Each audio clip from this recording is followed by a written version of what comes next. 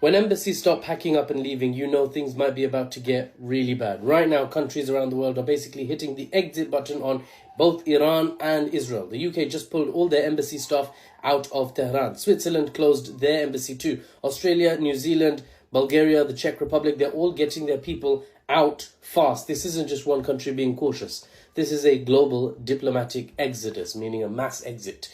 These are the people whose job it is to stay during crises and keep communication lines open. When even the diplomats are running, that tells you something major may be coming. Hartlike goeiemôre kykers en luisteraars, baie welkom by hierdie uitsending. Het nou so vinnige uittreksel gesien uit 'n video wat maar net vir ons vinnig opsom hoe 'n klompie lande nou hulle self ontruim uit Iran uit ambassades. En u weet, dit is een ding as een land sy ambassade ontruim, maar wanneer soveel lande en ander hulle ambassades ontruim wat nou vinnig opgenoem is, Nieu-Seeland, Australië, Switserland, Bulgarië, Tsjechiese Republiek, Verenigde Koninkryk, Engeland en dan ook Amerika wat ook nou sy ambassade personeel minder maak in Israel. So ons sien hierdie ambassade, hierdie amper golf van ambassade ontruimings in Iran, as ook dan hierdie aksie van personeelvermindering van die VSA uit Israel uit. Definitief die VSA sal presies weet wat kom, want ons weet hulle bondgenootskap met Israel self.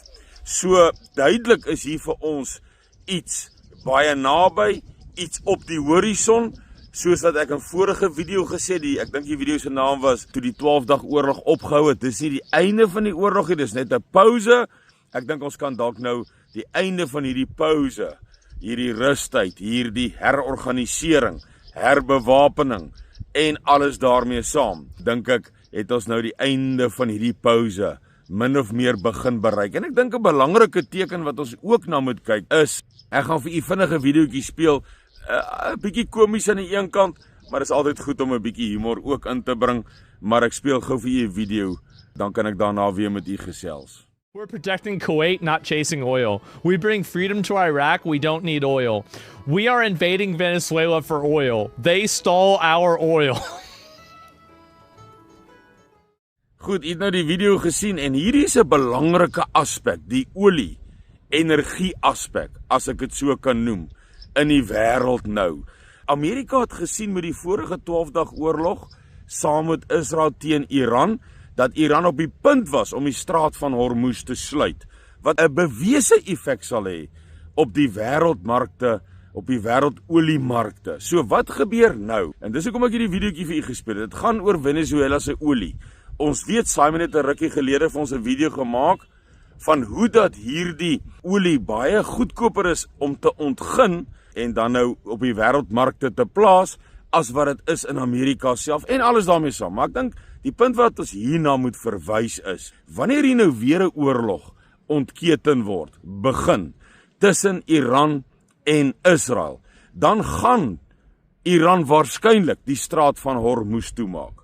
Dan het ek al 'n video voorheen vir u gemaak en dis baie gevaarlik. Dan is daar ook die waarskynlikheid dat Iran se olievelde aangeval kan word. Want dit weet ons, het twee voormalige sekretaris-generaals van Amerika gesê, is een van die twee groot teikens. Die een groote was die kernaanlegte, wat ons gesien het in die 12-dag oorlog is gebom, en die ander een was die olievelde van Iran, wat dan nou ook as 'n groot teiken uitgelig en uitsprake van gelewer word. En in reaksie het ons ook gesien, het Iran gesê, as julle my olievelde aan die brand skiet, dan skiet ek Kuwait aan die brand, vir United Arab Emirates, Saudi-Arabië, Oman, en al daai skiet ek aan die brand. En hy het nog verder gegaan en gesê, dat ek gaan nie net die olievelde aan die brand skiet nie, ek gaan ook die hawens waar die olie uitgevoer word, gaan ek ook vernietig. En ons het gesien by uitspraak van Ben-Gvir, die minister van sekuriteit van Israel, in ten opsigte van die missielvermoë van Iran, het ons duidelik gesien dat Iran het verseker die missielvermoë, die kapasiteit om hierdie lande se olievelde, hulle hawens te vernietig. En u kan vir uself dink, wat se effek dit op ons ruolie, waaruit ons brandstof en ons diesel en ons petrol en alles dan nou raffineer. So u kan nou dink wat se impak gaan dit hê. Wat kan gebeur? Wat se tekorte sal hier plaas? En dis hoekom die Amerikaners hulle oog dan nou op Venezuela het, want Amerika weet baie goed. Hulle gaan nou die konflik tussen Amerika, Israel en Iran is nou voor die deur.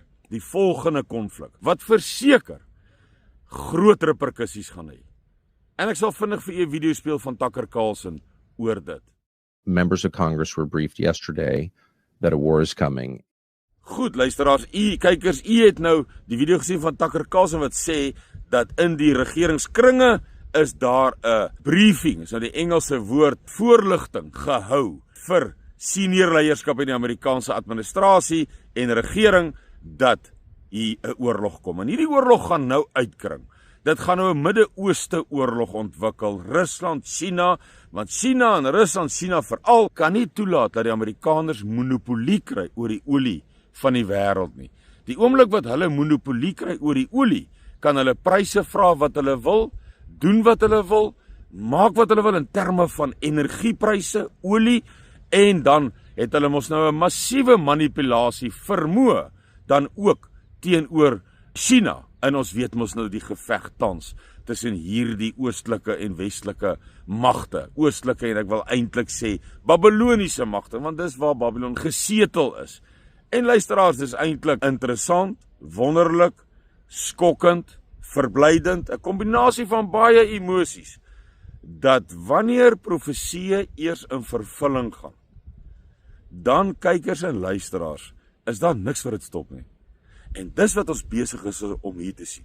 Ons sien die eskalasie van Esegiel 8 en 39, van Jeremia 30 en 31, en dan om in Suid-Afrika nie te praat van al die profeseë oor ons nie. So hoe dit ook al sê, die ou spreekwoordelike, die wiel is aan die rol.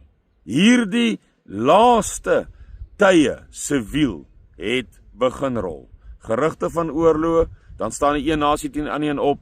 Dis waar ons nou is, vervolging van ons gelowiges. Kom ons gaan nie nou in op dit nie. Die punt wat ons hier wil maak is, hier is 'n oorlog nou op die horison reg voor die deur, aanstonds tussen Israel, Amerika en Iran, maar dan ook China en Rusland, want dit gaan uitkring.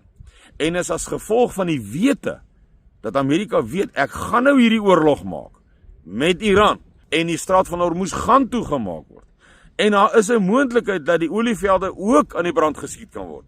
Dan is dit belangrik dat ek wat Amerika is, my eie olie het, en ook die grootste, een van die 3 grootste olieverskaffers ter wêreld, Venezuela, dan ook kan beheer kry daar, oor daardie olie.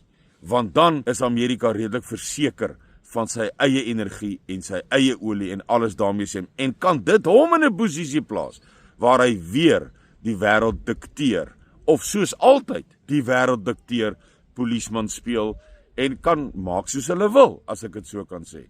Want dan is al die mag en manipulasie is in hulle hand. Maar ja, ek kan vir u vinnige video ook net vinnig speel, van hoe die Russe nou ook betrokke raak in Venezuela, en hoe die Amerikaanse vloot lê in die waters van Venezuela, en hoe die Russe ook hier betrokke raak.